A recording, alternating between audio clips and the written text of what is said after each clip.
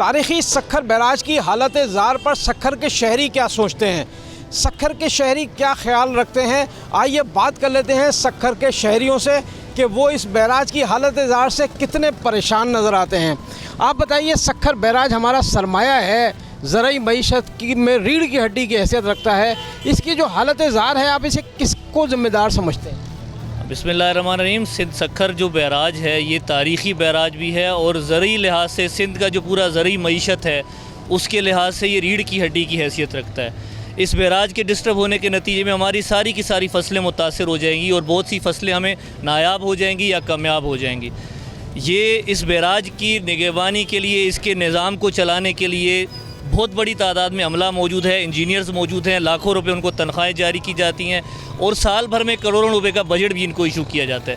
لیکن اس سب کچھ کے باوجود وہ سب کچھ کام صرف کھاتوں میں جاری رہتا ہے اور ہر سال کے بعد یہ سارے مسائل سامنے آتے ہیں۔ اس کو کرنے کے لیے ان کے پاس لوگ موجود نہیں ہیں، کبھی چائنا سے لوگ بلوانے پڑتے ہیں، یہ انجینئرز کس مرض کی دوائیں، کبھی کہیں اور سے لوگوں کو لانا پڑتا ہے۔ تو یہ سارا جو عملہ ہے جس کو لاکھوں روپے آپ دیتے ہیں، یہ کیا کر رہا ہے؟ یہ ایک سوال ہے سب کے لیے۔ آپ بتائیے کہ آپ کیا سوچتے ہیں کہ جو ہمارا سکھر بیراج ہے، تاریخی بیراج ہے اور پاکستان میں اس سے بڑا بیراج نہیں ہے، اس کو مسلسل نقصان پہنچ رہا ہے، کیا کہتے ہیں آپ؟ 1932 میں ہمارا یہ سکھر بیراج انگریزوں نے بنایا تھا اور یہ سکھر بیراج جو ہے ہمارے سندھ کی آدھی زراعت کو کور کرتا ہے۔ اس کے باوجود ہماری حکومت سندھ جو ہے اس کی دیکھ بھال میں اور اس کو مینٹیننس کرنے میں بری طرح ناکام ہوئی ہے۔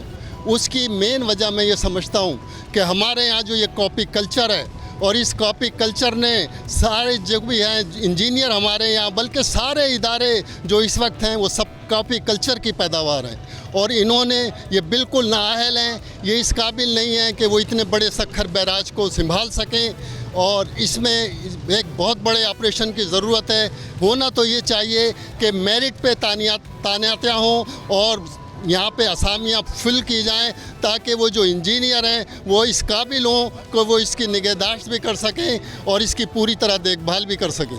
آپ بتائیں کہ ہماری زراعت جو ہے وہ اس سے متاثر ہو رہی ہے کیا؟ ہماری زراعت اس سے متاثر ہوگی کیا؟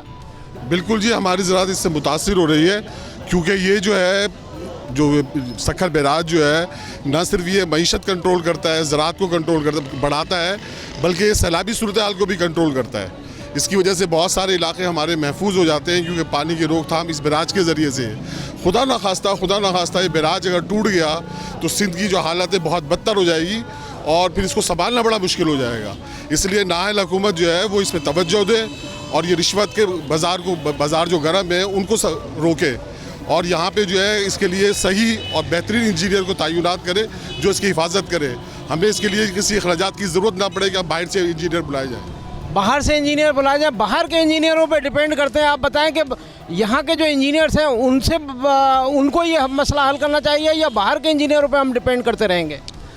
اتنی بڑی جو ہے وہ ٹیم اور سٹاف موجود ہے جن کو اتنی بھاری بھرکم تنخواہیں و مراد دی جاتی ہیں، لیکن یہ جو سارا شاخسانہ ہے وہ سیاسی بھرتیوں کا شاخسانہ ہے جس کی وجہ سے ان کی نااہلی ثابت ہوتی ہے۔ یہ بھاری بھرکم تنخواہیں لیتے ہیں بغیر ڈیوٹی دیے اور اس کے لیے ہمیں باہر سے بلانا پڑتا ہے۔ اس فرم کو ہم نے بلایا تھا جس نے 1932 کے اندر اس کی تعمیرات کی تھی، اسی فرم میں اس کے پوتے کو ہم نے ایک دفعہ بلا کے اس کی تعمیرات کرائی تھی۔ اب دوبارہ پھر ہم منتظر ہوں گے کہ باہر سے کسی کو انوائٹ کیا جائے، پھر سے بھاری بھرکم خرچ کیا جائے۔ چاول کی فصل تیار ہے، اس کو سخت نقصان پہنچے گا۔ مونسون کی ابھی بارشیں شروع ہونے والی ہیں، اس سے خود ایک سیلابی صورتحال پیدا ہو جائے گی اور ہم اس کے لیے منصوبہ بندی کرنے سے عاجز ہیں۔ سبسکرائب کریں اور بیل دبائیں تاکہ کوئی خبر رہ نہ جائے۔